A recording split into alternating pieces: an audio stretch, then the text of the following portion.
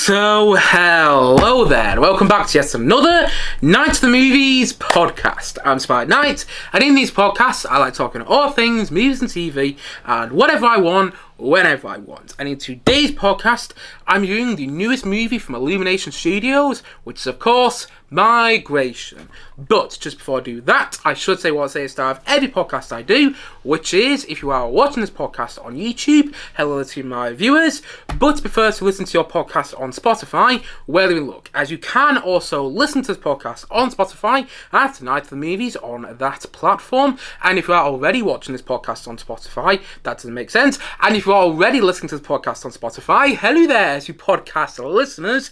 Then you can also check this podcast out visually on my YouTube channel. Yes, you can watch this podcast on my YouTube channel at Night of the Movies on that platform as well. Likewise, wherever you may be watching or listening to this podcast, don't forget to like and subscribe if you enjoyed the podcast, of course.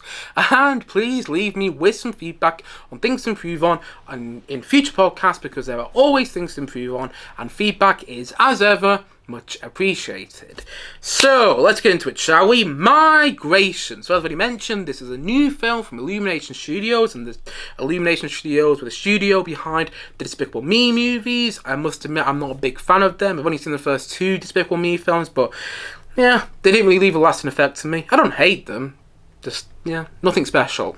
They're also the studios behind the Minions movies, as expected. I've only seen the second Minions film, Minions 2, The Rise of Gru, and I actually really enjoyed that far more than I probably should have, because I think mainly because of the Minions. And they're also the studio behind Hop, if anyone remembers that film.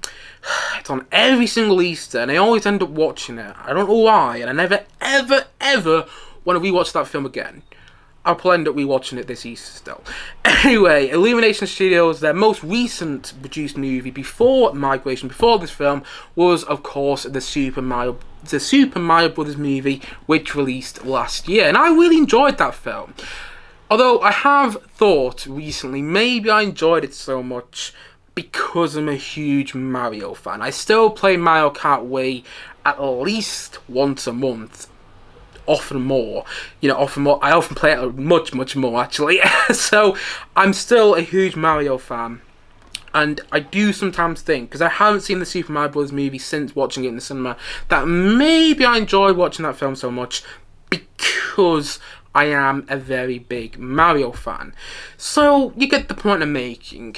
Illumination Studios movies, their animated films are a bit hit and miss for me. Some I really enjoy, some not so much. And I will admit, I didn't really like the trailers for this film. They didn't really click with me, and they didn't make this film look like it was going to be anything special. So you might be sitting at home watching or listening to this podcast today and thinking, well, why did you go and watch the film then? Asking me, yelling at the screen right now, Spike, why did you go and watch this film? Well, that's a very good question. The answer is simple.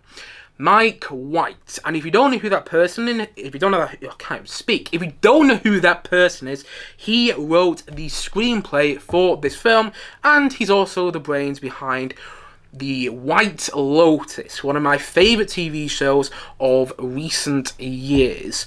And the thing is, The White Lotus, as much as I love it, and I really do, I can't wait for season 3, and they're already sort of ramping up season 3 right now. As much as I love that show, it aimed more at a mature audience.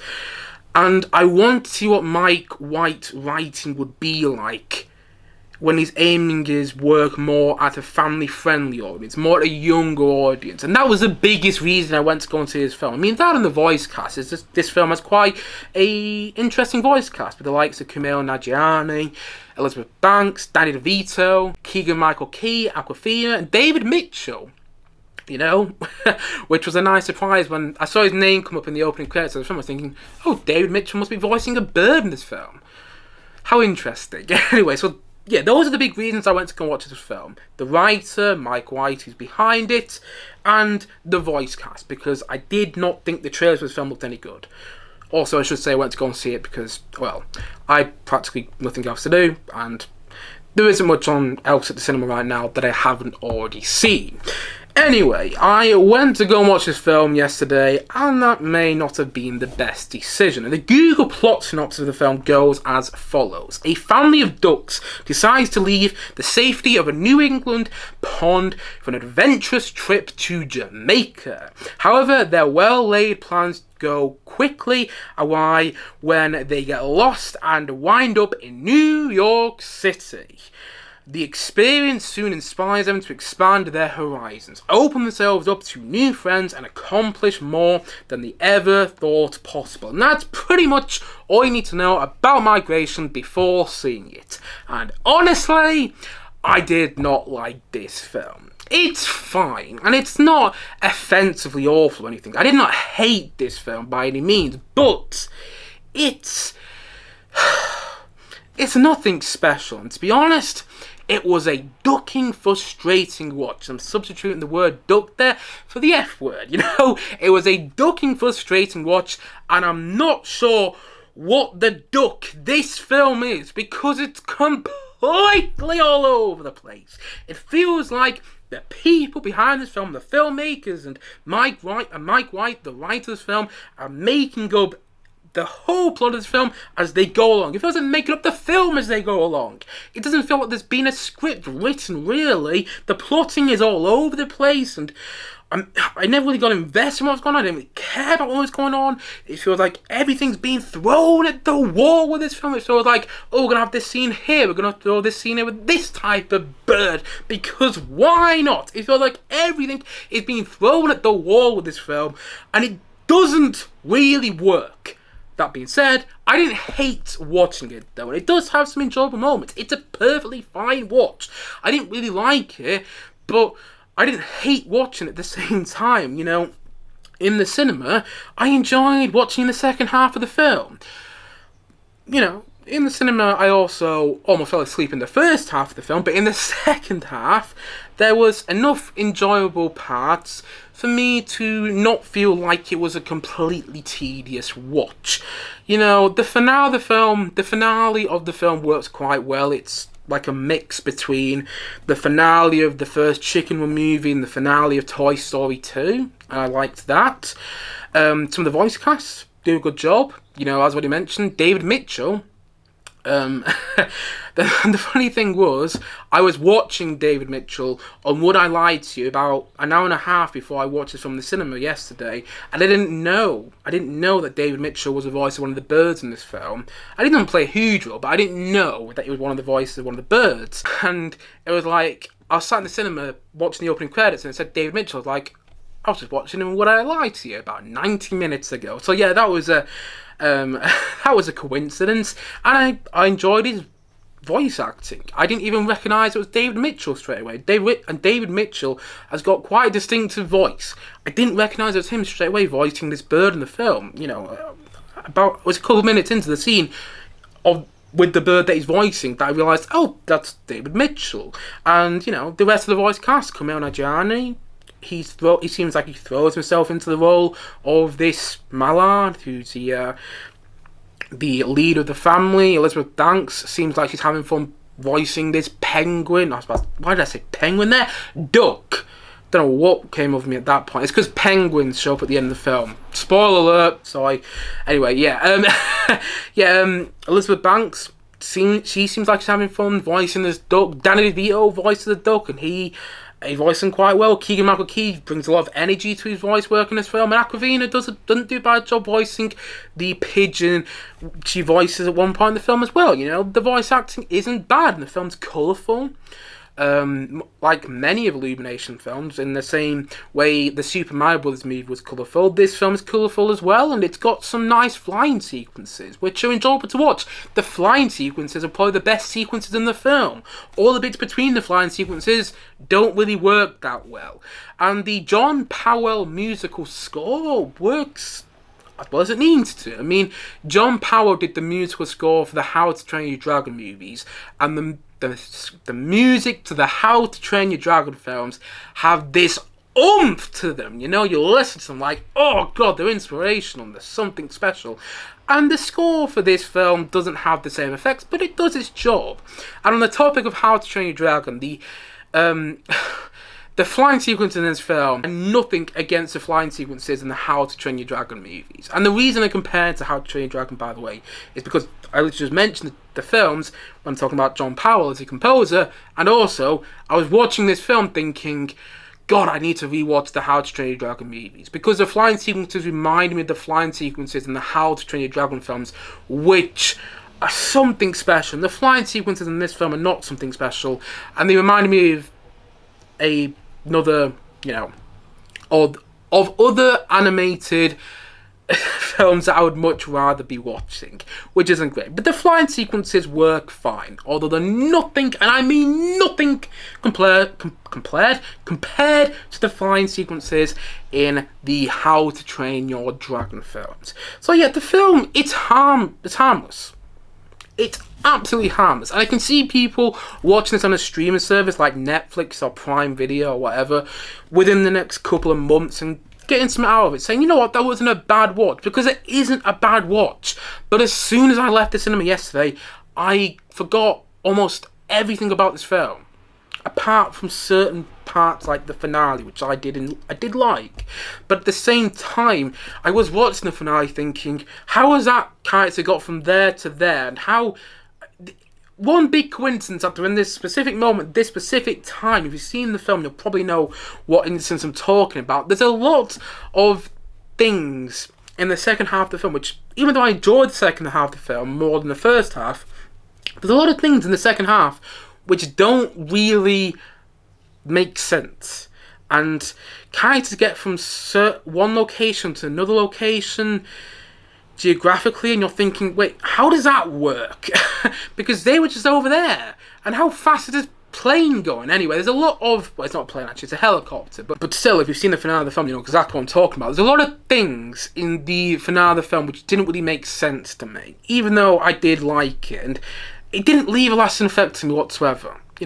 Again, it's a fine animated film, and if you watch it on a streaming service, you'll probably enjoy it, but it won't leave you a lasting effect. And it's not a great family animated movie, unlike, say, Chicken Run Dawn of the Nugget, which came out just before Christmas. That actually, now that I think about it, is a similar sort of film to this. I mean, it's not the same film by any means, but it follows some similar sort of ideas. And Chicken Run Dawn of the Nugget is a far, and I mean far better film than this. So if you're thinking about watching a film in this similar sort of vein, watch Chicken Run Dawn of the Nugget instead, and that's on Netflix. And actually, I would have rathered this be on Netflix and Chicken Run Dawn of the Nugget be in the cinema, because as far as I'm aware, Chicken Run Dawn of the Nugget did not get a theatrical release, whilst this film did, and is still having its theatrical release as I'm recording this podcast today.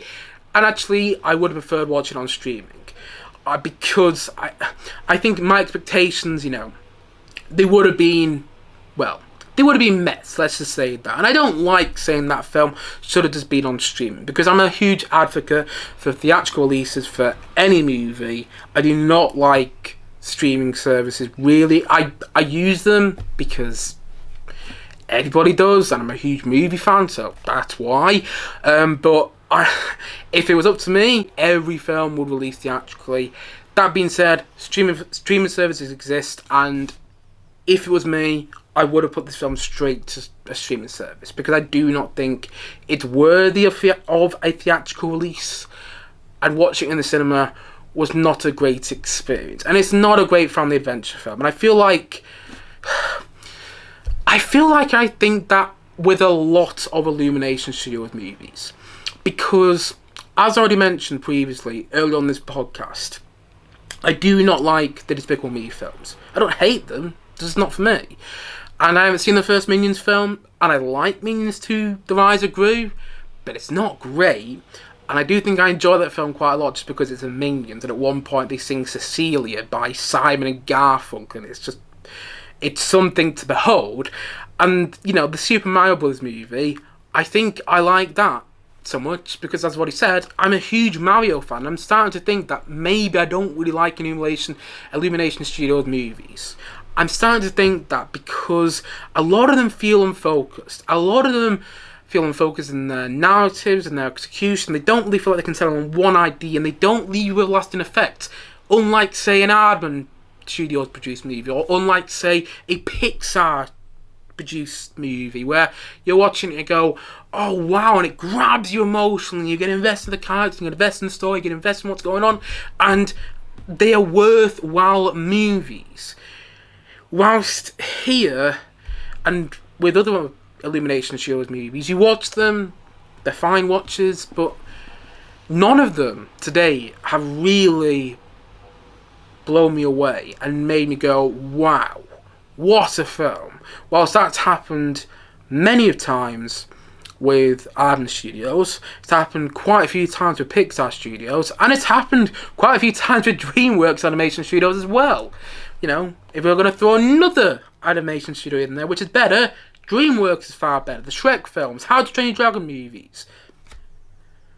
And I can't think of more than 2 Illumination Studios movies which I've enjoyed quite a lot. And Migration just adds to the list of their misses, in my opinion, instead of their hits. Again, it's perfectly fine. And if you're thinking about watching it, check it out on streaming. I can see kids enjoying this film as well. And if that's the case, that's great. If you got a younger brother or sister and they watch the movie and they ended up really enjoying it, that's awesome. Because I always like it when someone likes a film more than I do. I'm always fond of that, but I really can't see people my age or above liking this movie that much, and I do not think it's a great family animation. If you want a great family animation, go on Netflix, check out Chicken Run: Dawn of the Nugget. Brilliant. Far better than this, and this film really is ducking frustrating, and I'm not sure what the duck they were thinking about with this film. I'm not sure what they were intending with this film. And again, I know it might be annoying, but I'm doing it anyway because this film is all about ducks, and I thought it might be a bit funny. I'm substituting the F word for the word duck. There, for me, this film was ducking frustrating, and I'm not sure what the ducking hell it was. And so, all in all, I'm going to say that Migration, I'm going to say that it's a... Yeah, you know what? I'm feeling mean today. I'm going to say it's a 4 out of 10. I probably shouldn't give this film a 4 out of 10 because I've only said it's fine. And usually films I say are fine, I give a 5 out of 10. But this film was just... I'm not really sure why it exists, you know? There's nothing special about it. And there's things early on in the film which don't really make sense. Because it feels like at the start they're doing all this setup, but then it never comes to fruition, that setup. So it's not set up. And also, there's a whole section of the film revolving around pigeons, which is completely unnecessary towards the rest of the film. Yeah, there's a lot of the film which doesn't really work, and it feels episodic too, where, you know, this section of the film, it's not too bad, but then we're going to jump to this episode of the film, and then we're going to jump to this episode of the film. We're going to jump to this section with these types of birds, and it gets to the point where you enjoy more sections than other sections. I've been speaking about this film way too much already, so I'm going to round things off now, but you get the point what I'm making. Hopefully you do, because I think I'm starting to lose the will to live talking about this film for this long. Yeah. The film is completely all over the place. It feels like they're just throwing things at the wall whilst they made this film. It feels like they're making it up as it go along. And I don't think it's that funny either. It's nothing special. And it just cements, in my opinion, once again, that Illumination Studios are not a great animation studio. It feels like they rush the production of their movies. It really feels like they do. Again, not terrible, but not anything special. And I'm not sure what the duck this film even was. And so, all in all, as I've already said, and as I'm going to say once more, Migration is a 4 out of 10 from me.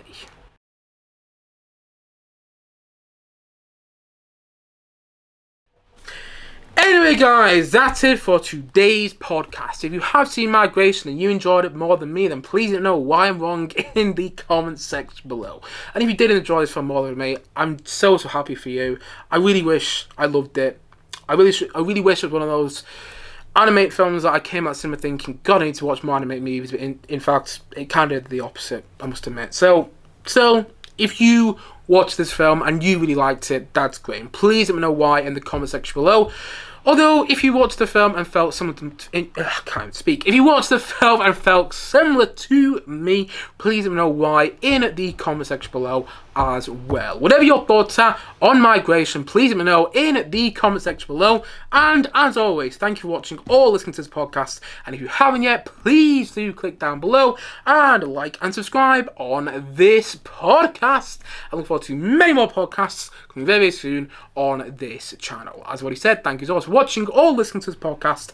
And I suppose this is it. So I will see you guys again soon. But bye for now. Bye.